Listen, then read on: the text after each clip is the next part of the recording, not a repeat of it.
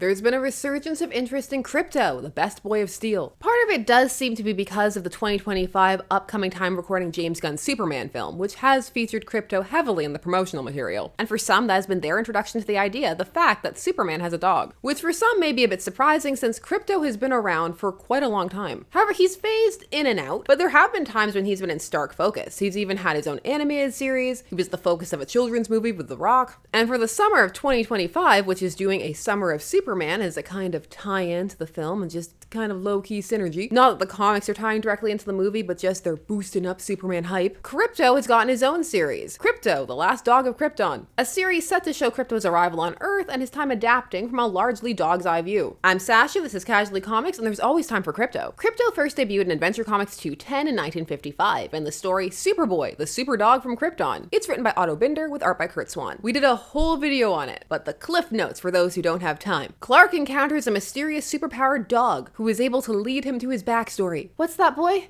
You were a testing animal for my father? Krypto's backstory, his first one, his original one, there's been more than one, was that he was Kal-El's puppy and Jor-El took him to use for experiments on the rocket he was trying to build because the whole of the planet is going to explode pressure. And so in desperation, Jor-El uses Krypto. Side note, I know that some people when they're hearing that, they're hearing the C spelling. And they're thinking about Bitcoin. Now, Krypto's rocket gets knocked off course and he circles aimlessly until eventually landing on Earth. And then he's reunited with Kal, now Clark, who is then a teenager. Happiness and shenanigans ensue. There's also this panel where the dog has a full-blown gun barrel in his mouth, even with the code fully in play, and sometimes because of it, the Silver Age can be unhinged. Now, Krypto was just supposed to be a one-off, and you can tell this because at the end of the first story, he goes away into space, and there's the whole, maybe they'll reunite someday. But fans liked him, and he became a staple.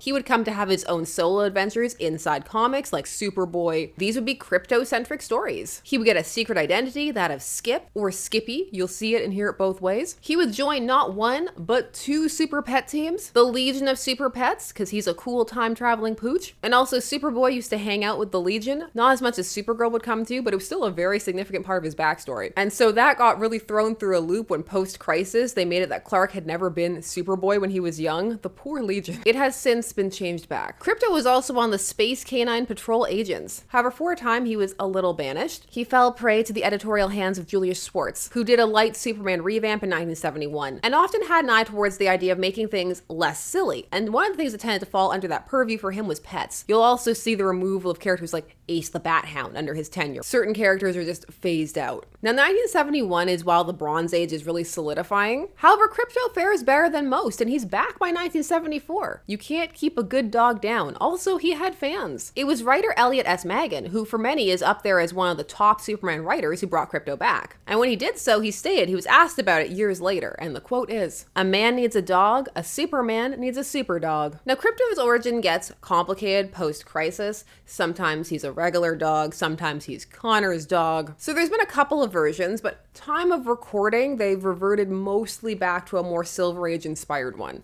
And that's the area that this comic that we're about to discuss is going to play into. The biggest difference you'll find in Krypto over time is how he's depicted. Sometimes he'll come across just as a regular dog, and other times he'll come across as human level intelligent because he'll have thought balloons and you can see what he's thinking. He can be a bit sassy. "The dirty dogs, I'll clean up the whole pack, but first, bark. I'll disguise myself with these spare Clark Kent glasses. Bow wow. I always carry my cape in case Superboy needs them. Ow!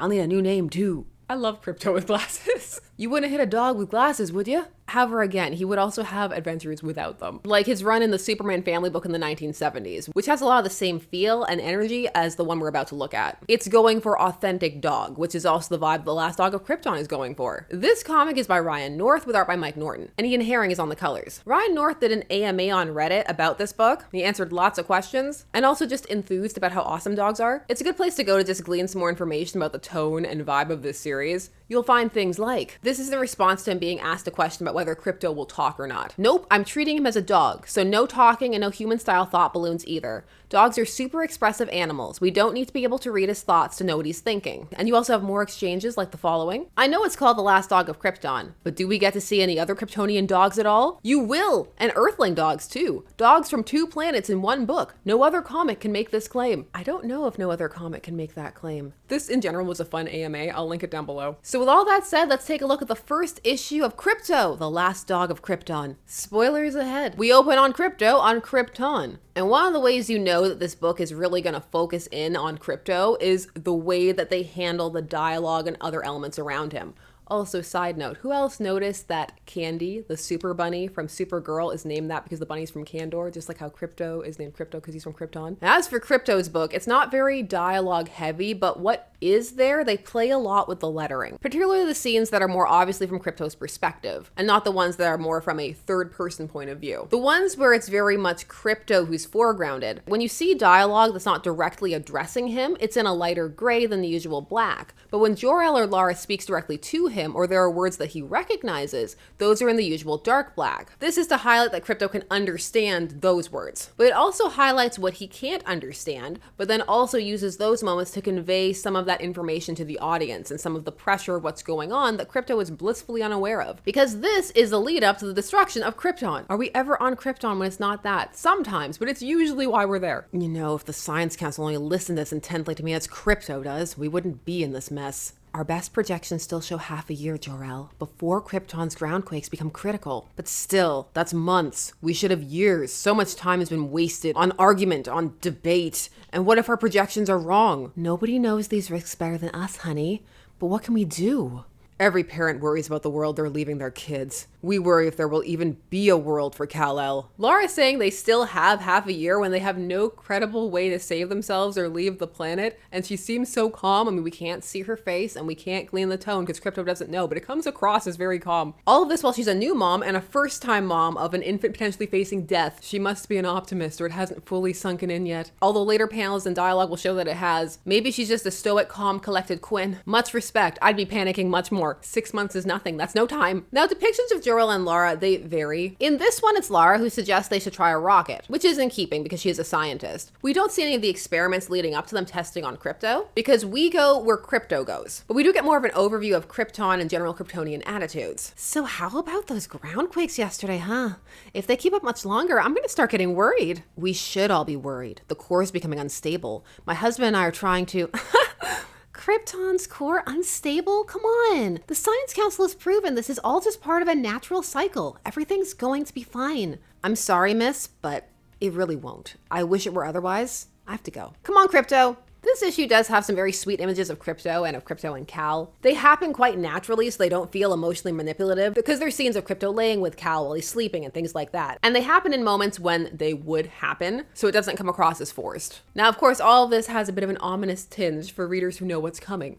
Boom, kaboom, Krypton go boom. And Lara and Jor-El are presented as more heroic than in some outings, as they're starting off trying to make a craft that can carry out hundreds of Kryptonians. It's just that things don't work out, which leads into the failed experiments, which are pretty upsetting. Just how happy and trusting Krypto is as he's put into this rocket and is doomed to be sent to this other world. Krypto's calm, reliable, and eager to please. Darling, he's the perfect test subject, and all uncrewed tests went well. I know, and if we weren't him, it would be another dog. I hope he's not worried. That's all. They take his collar off so that he'll have less weight, aka maximum drama, and also minimum disruption to any potential timeline slotting in because he won't be running around with the symbol of the House of L on his neck. There are these two panels that show a nice contrast between how the L's are talking to Krypto and the general stress of the situation. The big bright smiles, but the instant tension when they look away. And in general, Krypto's mannerisms are very dog-like. The way he's positioned, his movements, which really sells the whole adventures of an actual dog angle that the book is going for. Which, if that is something one wants, will land well. If one wanted that more kind of cartoonish, you get to know what he's thinking Krypto, then this may not be what they're looking for. We're clear. Everything's working perfectly, Lara. Then there's hope for the first time in so many years. There's hope on Krypton. Now, of course, things go awry.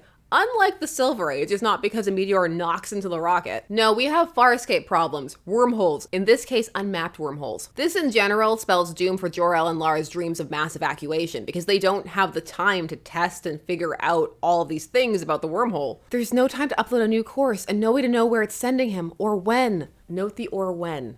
The or when's important because that means we're dealing with warping of space and time. So people could show up at different times, which is a very interesting concept. Maybe they'll play with it. With unstable wormholes around Krypton, we can't launch our other prototype unless we somehow map them, not unless we have no other choice. We're losing his signal. Jor-El, the wormhole's collapsing. Speak normally. Don't let him know anything's wrong. Keep him calm. Krypto, I'm so sorry. You're such a good boy. Such a brave boy. Don't worry about us, okay?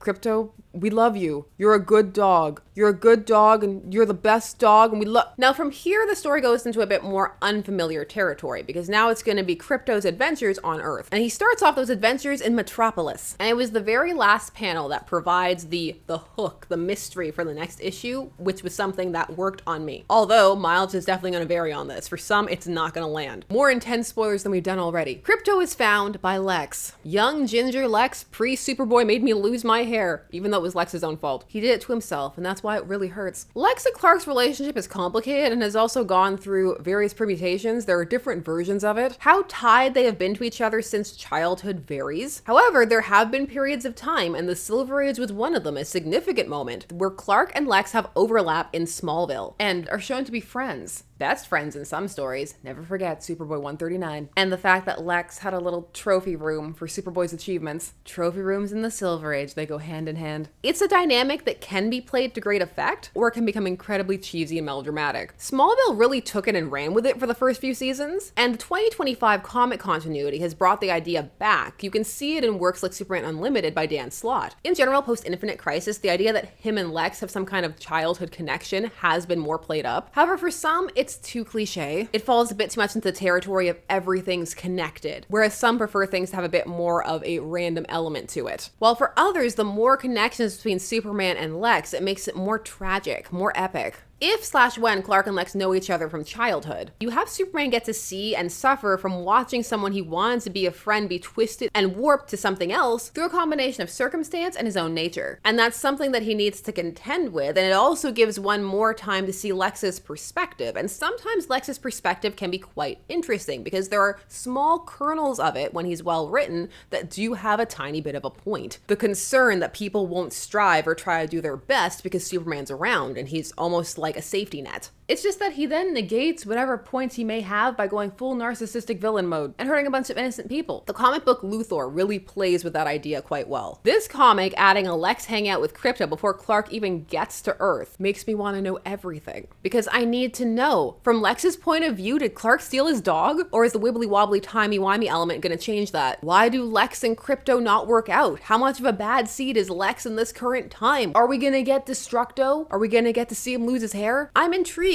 But I can imagine and understand that many others may not be, that it may not be enough of a hook, that they may want something more bombastic, more adventurous. For some, the idea that this is Krypto wandering around having adventures as a dog may not be something that interests them. The comic does deliver so far on its promise, which is just that. It's a fairly simple one, but well executed in terms of keeping Krypto foregrounded while building up the tension through the human characters without letting them pull focus. It does some clever play visually with lettering, and it's also part of a story where, minus that one exchange between Lara and the other Kryptonian woman in the park, it can be delivered entirely without the dialogue balloons and one can understand what's happening. The dialogue there is necessary because of the whole climate change analogy they're making, and without the dialogue there, it wouldn't read as well as some of the other scenes where the emotive quality of the art and the paneling drives the action forward. It is also a very quick read, and if one isn't a rereader or doesn't feel perfectly compelled by the story, it could feel a bit less substantive. And with how expensive comics can be time of recording, sometimes decisions need to be made about what's gonna come home and what isn't. And so how much it feels like one is getting out of it can factor into that decision. How much joy is it gonna bring? Does it spark joy? Now in general, some are just not a fan of Krypto the Superdog or don't want a full adventure dedicated to Krypto. Not everything is everyone's cup of tea. So I want to know, is this yours? Is this comic up your alley? Are you enjoying the good boy of Krypton? Is it not for you? Are you as obsessed with the idea of adult Lex feeling like Superman stole his dog as I am? Share your thoughts down below. While you're down there, please all YouTube things. Like, comment, subscribe, hit the bell notifications so that you never miss a vid.